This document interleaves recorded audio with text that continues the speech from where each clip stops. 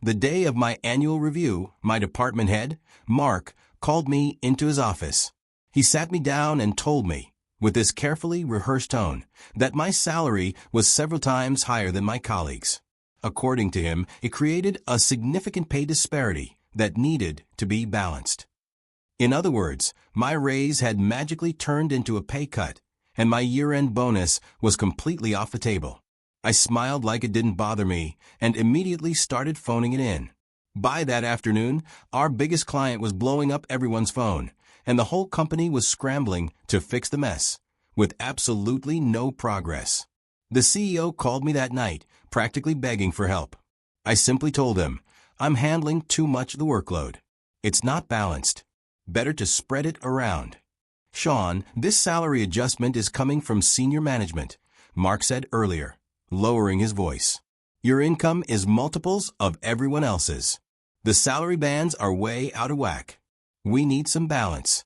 It was my annual review, but instead of a raise, he told me my salary was being cut by 50%. And the bonus? Don't even think about it. I sat there stunned. I was the department's only lead engineer, the core of the technical team. Didn't it make sense that I was the highest paid? I earned that salary with my performance, I said, poking a hole straight through his flimsy excuse. And my pay hasn't changed in 3 years. Why the sudden need for balance now? That's not something I'm privy to, Mark stammered. His face twitched, and he dropped his voice even further. The amount you're being balanced by is going to Kyle Warren. Mr. Evans recruited him personally. If it's coming from the top, then it's fine by me, I said, completely detached, as if we were discussing the weather. Mark looked shocked that I took the news so easily. Great. Well, if there's nothing else, you can head back to your desk.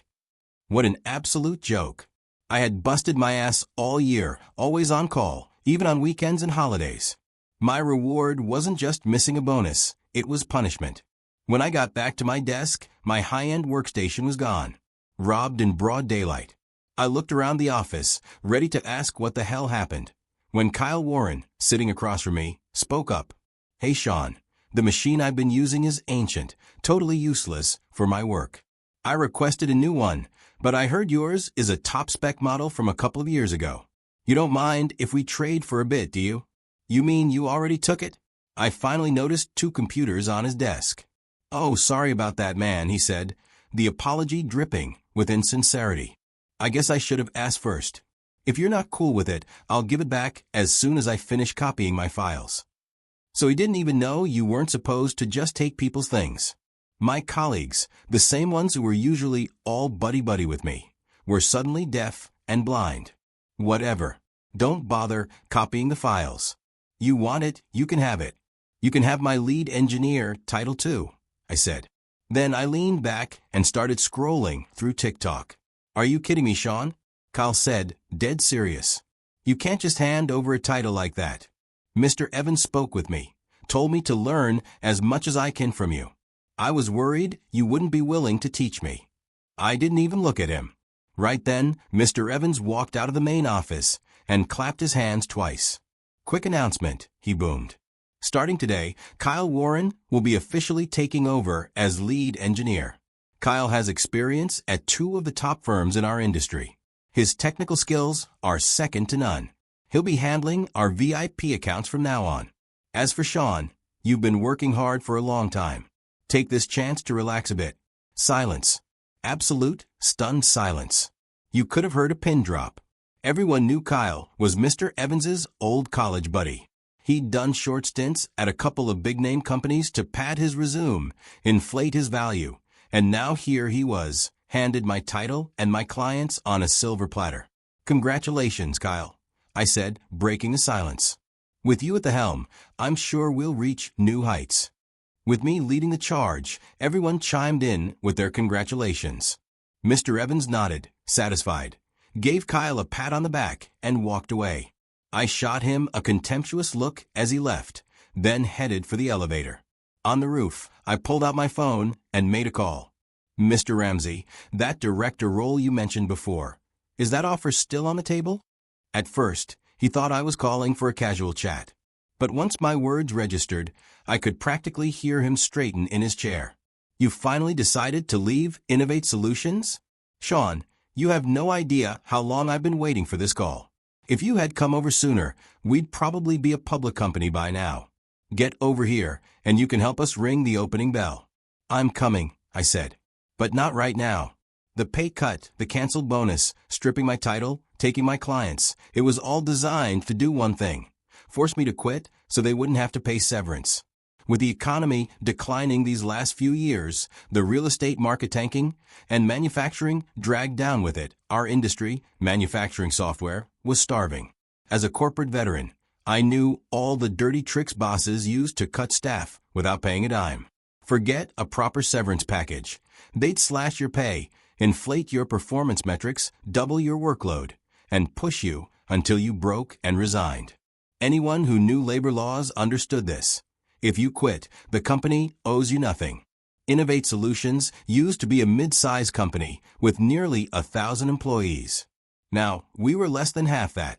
Most people had been forced out by these shameless tactics. I just never imagined it would happen to me, one of the company's core technical assets. I joined fresh out of college. For 8 years, I watched the company grow from a few dozen people to a small giant. Recruiters like Mr. Ramsey had tried to poach me countless times, but I always turned them down, not because I didn't care about money, but because I believed in loyalty. I believed loyalty would be returned. Turns out I was naive. Fine. If that's how they wanted to play it, then they couldn't blame me for quietly quitting. I was genuinely curious how they'd survive the new year without their cornerstone holding everything together. At 11:59 a.m., I walked over to the time clock. The second it hit noon, I punched out and left. Our VIP clients had endless demands, new builds every few days. Normally, I'd be the one working through lunch or late into the evening to push it out. Coincidentally, a software update was due for a VIP client that afternoon. But now, not my problem. I went across the street to the mall, treated myself to a nice lunch, then went back to my apartment next door for a long, satisfying nap. This was the life. At 2 p.m., I clocked back in right on time. Everyone was buried in work, treating me like I was invisible. Perfect. No one would notice me slacking. Without my workstation, my desk felt huge and empty, ideal for my new mission. Before officially starting my slacking, I logged out of all my work accounts on my old machine from my phone. That way, even with my computer, Kyle couldn't access my data. He didn't have my password. He'd had my machine for hours and probably hadn't even managed to boot it yet. What a waste. As for those annoying VIP group chats, I'd already left every single one during lunch. The world had never been so quiet. I'd been working diligently for so long that I wasn't even sure how to slack off properly. I'd heard good things about ChatGPT, so I decided to try it. An hour later, I'd finished 2 cups of coffee, read a bunch of travel blogs, and was just about to research where to go tonight when an unwelcome voice cut through the silence. Sean Ellis, why didn't you push the update for the VIP client this afternoon? Kyle stood there, practically steaming at the sight of me, doing nothing. Like you said, that's work for the VIP accounts. I'm just a regular employee now. That's above my pay grade, I replied. But you always handled it before. Not anymore. Didn't Mr. Evans say this morning that all VIP clients are your responsibility now? Kyle was speechless, frustration boiling with nowhere to go. But the memory of the angry client forced him to soften his tone. You need to push the update for them at 3:30. I already scheduled it. Can't, I said. Hey, Mr. Lead Engineer, I gotta use the restroom. Drank too much coffee, can't hold it. I brushed past him and headed straight to the bathroom. Kyle's face was livid. Fine, we don't need you. I don't believe this whole company will fall apart without you. Robbie, you do the update. Robbie was the junior dev I personally trained. He knew exactly what he could handle, and this wasn't it. I can, Kyle. The VIP system is too complex, Robbie said, completely aware of his own limits. Kyle's face darkened as he asked several others. Same answer each time. The reason VIP clients were VIP wasn't just because they paid a lot. Right now, besides me, no one else in the company could handle them. Kyle thought that because he spent some time at a couple of big-name firms, he was an expert. So young. So naive. It's just a software update. Why are you all acting like it's rocket science? Bunch of useless. I came back from the restroom just in time to hear him muttering. That's the spirit, Kyle, I said, scrolling through food recommendations. You're the expert. For someone from industry leaders, this should be a walk in the park. He shot me a death glare, but with the deadline ticking, he didn't have time to argue. 10 minutes later, he managed to connect to the VIP client's server remotely. Then, he turned to Robbie. Where's the update package? I burst out laughing, the sound echoing through the office. Sorry, I said, trying to stifle it. Just remember to really funny meme I saw. If looks could kill, I'd be dead 1,000 times. But he had no time. Robbie wasn't helpful for the actual deployment. Together they fumbled around for a while and finally found the update package. But with the time ticking and no one else to help, the pressure was all on Kyle. When the timer finally ran out, tens of thousands of users trying to access the site were greeted with the same message. This site can't be reached. And of course, the first person to feel the heat wasn't me, it was Kyle. The client, Mr. Chun, started blowing up Kyle's phone with call after call, practically a storm. All Kyle could do was grovel and apologize like some kicked puppy. 2 hours later, the update was finally, and only superficially, finished. By the time they wrapped up, the client's entire staff had already gone home for the day. While Kyle spent 2 hours drowning in stress and getting chewed out left and right, I spent 2 hours perfecting the fine art of doing absolutely nothing. And I still had another 30 minutes to kill before quitting time. When the clock hit 6, I was the first one out the door. The elevator hadn't even reached the ground floor when my phone rang. It was Mr. Evans. Sean, where the hell are you? That VIP client from this afternoon is having major issues. The group chat is blowing up. What are you doing playing dead? Why didn't you handle this immediately? Get your ass back here right now and fix it. Honestly, I'd never heard Mr. Evans that furious. But what did that have to do with me? Not my circus, not my monkeys. No idea, I said, pretending to be surprised.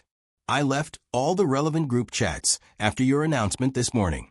Didn't you say all VIP clients were Kyle's responsibility now?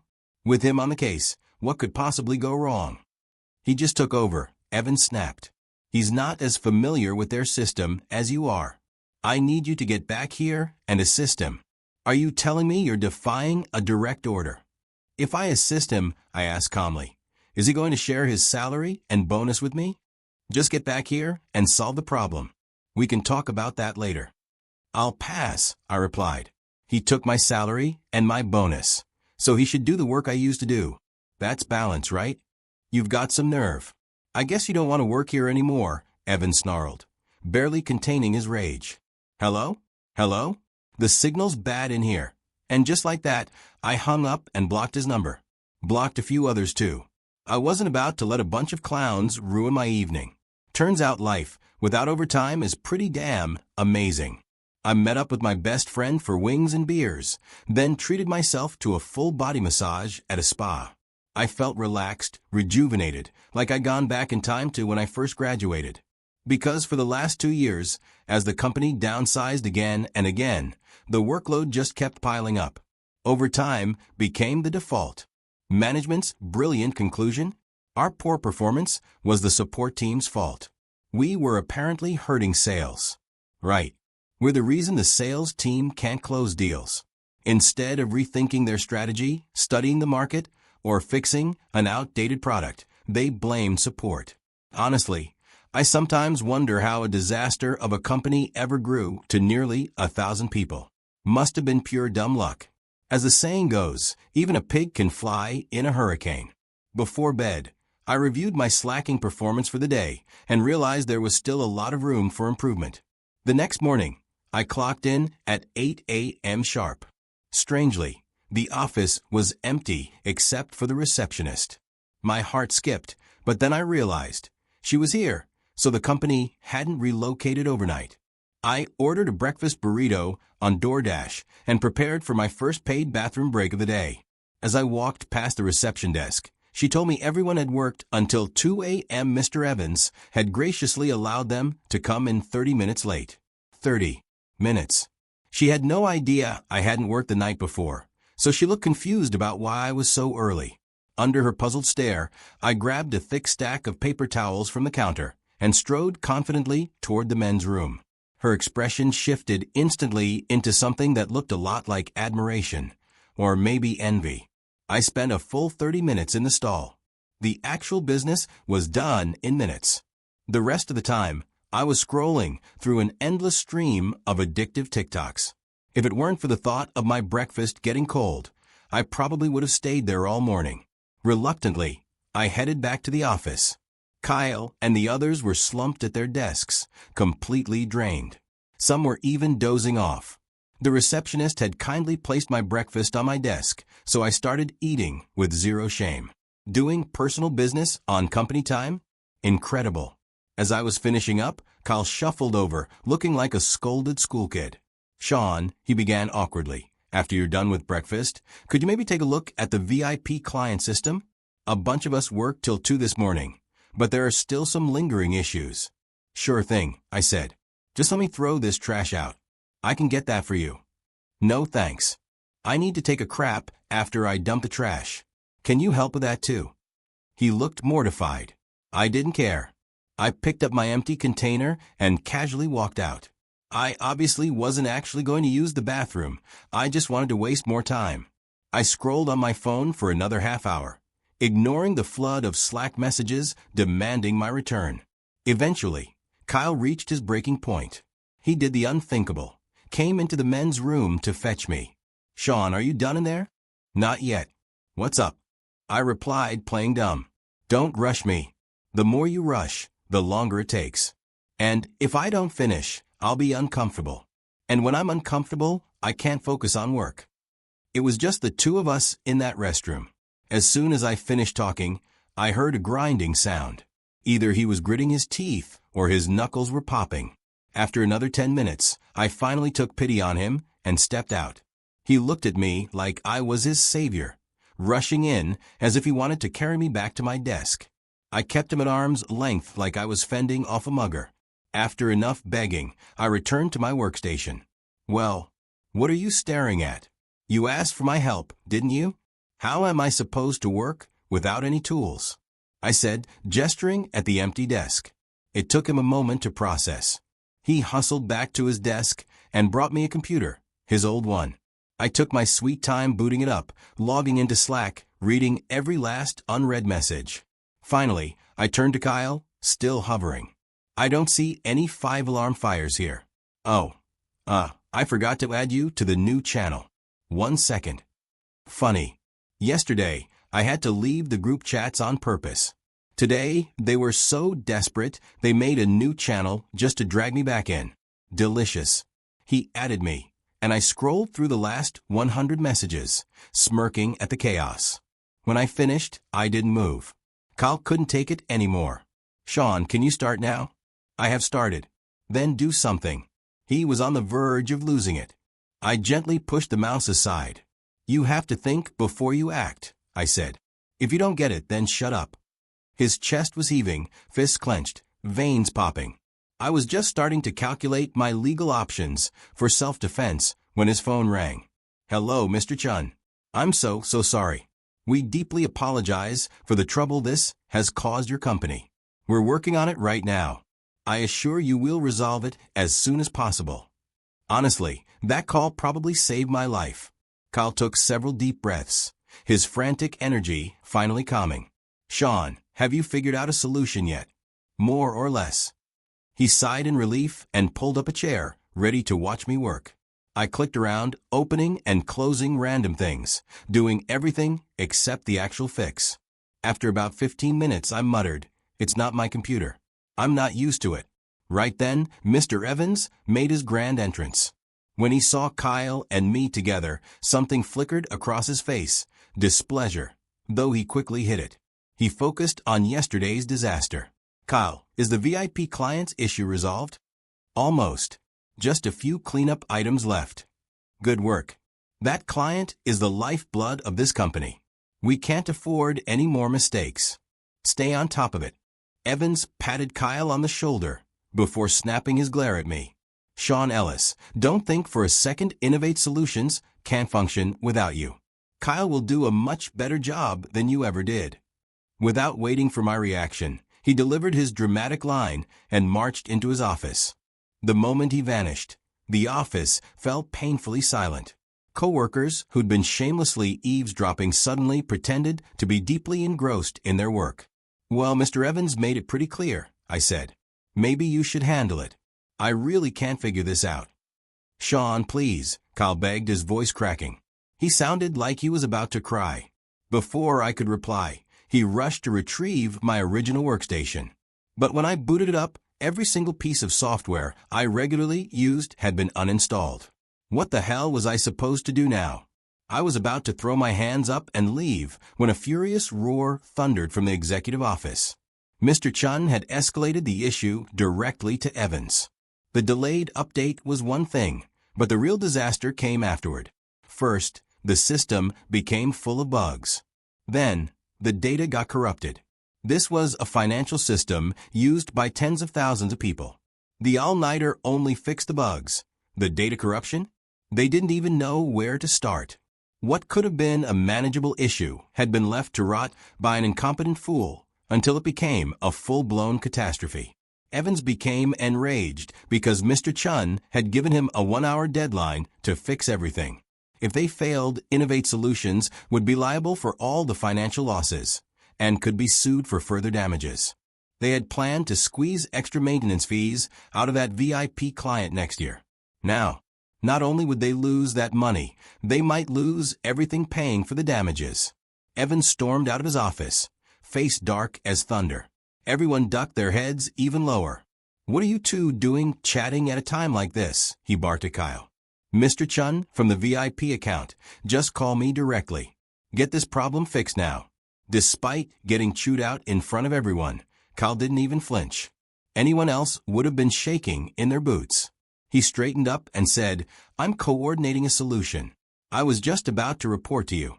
He suddenly regained his composure just because Mr. Evans walked in. "I'm not fully up to speed on the client system," Kyle added, "so I've asked Sean to assist." The moment he said that, Mr. Evans turned his fury toward me. "Sean Ellis, you need to handle this immediately. The client is freaking out." I nodded and agreed, but after that, I worked at a snail's pace. By the time Mr. Evans came out again to check on me, I had barely finished reinstalling some basic software. Now there were only 10 minutes left before Mr. Chen's deadline ran out. "Well, is it fixed yet, Mr. Ellis?" Evans asked, sweat shining on his forehead. "Not yet. We've just connected to the client's server remotely," Kyle stammered, all confidence drained out of him. When Evans heard that, he practically lost his mind. Half an hour had already passed, and we had only just managed to get a remote connection going. He didn't understand the technical details, but he sure understood one thing. You can't fix a crisis this big in 10 minutes. The thought of the massive liability and the lawsuit that was coming down on him made him explode. "Sean Ellis, are you trying to screw with me? Are you going to do your goddamn job or not? If not, then pack your shit and get the hell out."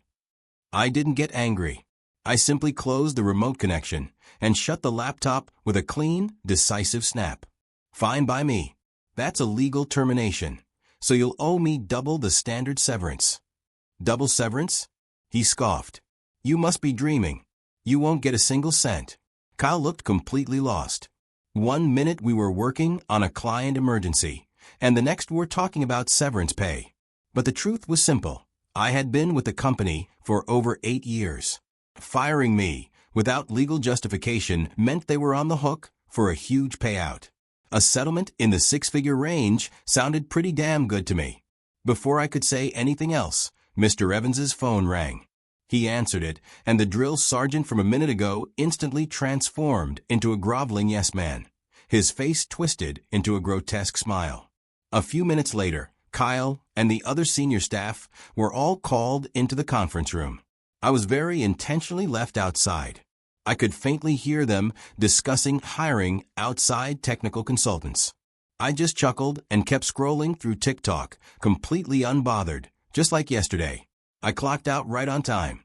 That afternoon, I even downloaded a side hustle app to make some extra cash while slacking on company time.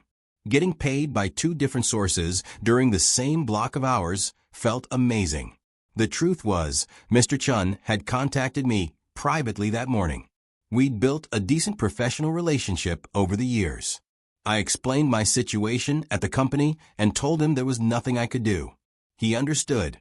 He also told me the incident had caused them significant damage and that it looked like Innovate Solutions was almost certainly going to face a massive lawsuit.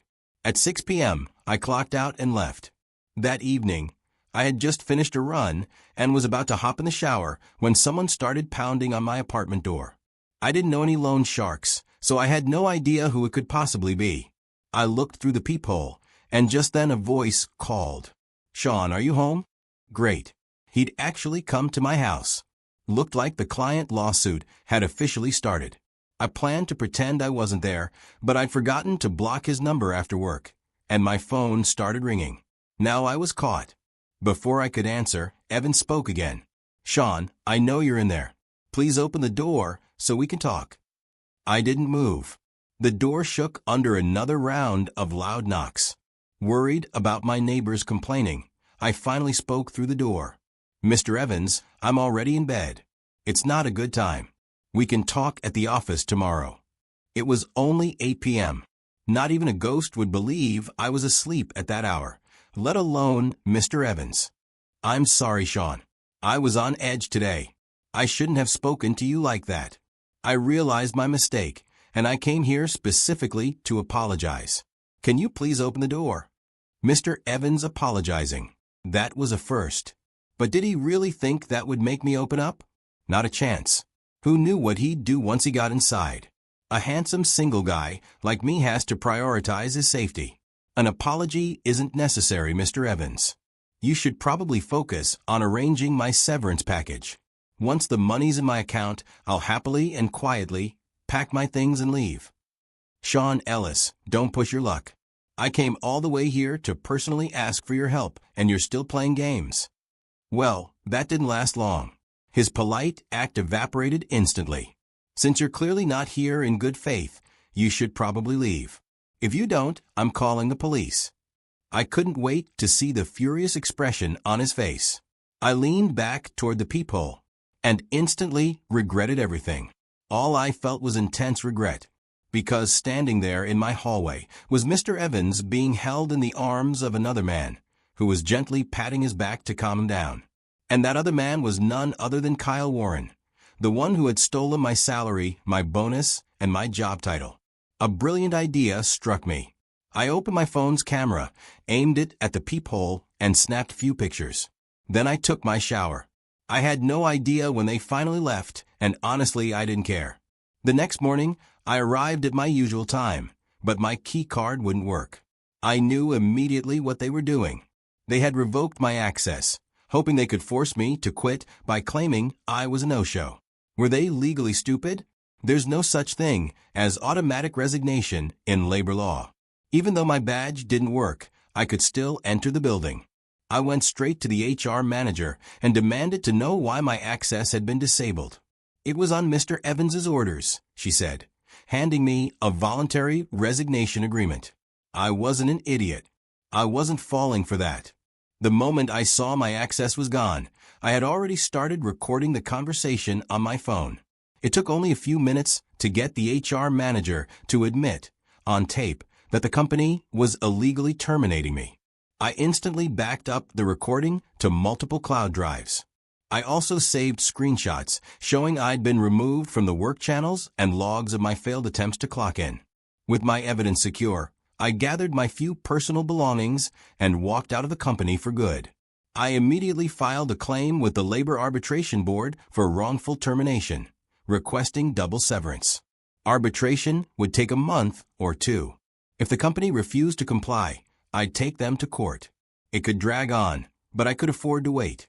I had 8 years' worth of savings and a high-paying offer from Mr. Ramsey waiting for me.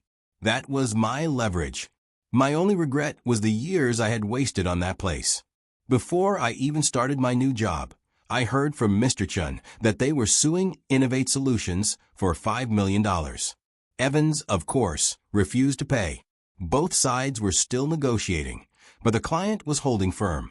It was clearly headed for court. Because of this whole mess, the raise and year-end bonus that Innovate had discussed with the client were now meaningless promises. I pieced all this together from social media posts by my former coworkers. While I was being pushed out, they all kept their heads down. I understood they were protecting their own jobs. But it still stung.